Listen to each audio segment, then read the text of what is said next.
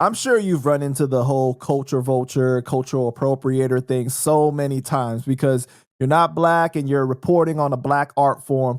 Tell me about that and how you deal with that.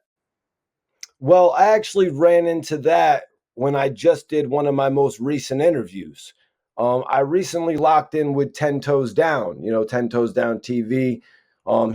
He's an amazing creator, man. Just the way that he holds the audience interest, you know what I mean?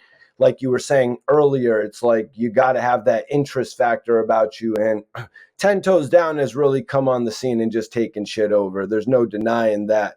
People can say all that they want about, oh, he talks about Hassan Campbell in all of his videos, but 10 Toes Down can literally make any type of headline in his video, wake up and have 350 people watching his live.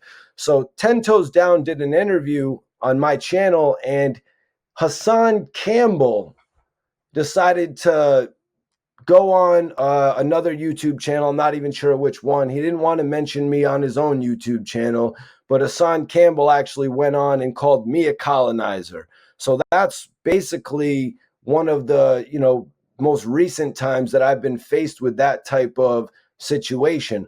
After that, I ethered Hassan Campbell on about 2 videos, and he hasn't said my name since.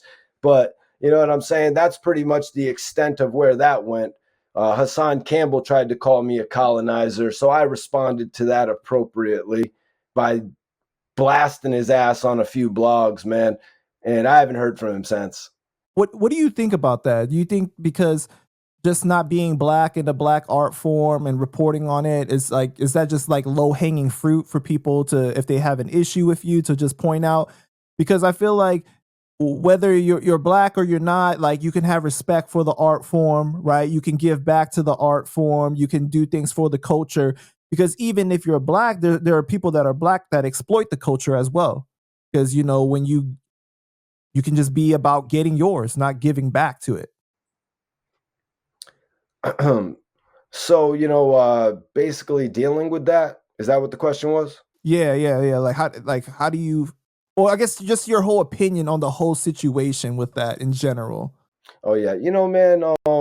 People, when Hassan Campbell basically came at me, he had known who I was. I had a whole conversation. One of Hassan Campbell's friends, I had run into him in Miami, and we had a whole conversation on the phone. And I was telling him about how I would like him to, say something about Arab on his channel since he had a big ass reach. You know what I mean? So in all honesty, I feel like when somebody sees you do something that they don't like, something that doesn't really fit with their script, that's when they're going to come and they're going to try to call you out of place. You know what I mean? A lot of these guys and a lot of the content creators have shown me love before they seen me on live. A lot of people hit me up and they're like, yo, Mikey T, I've been watching your interviews from 2010. You know what I'm saying? I respect the hell out of you. You know what I mean?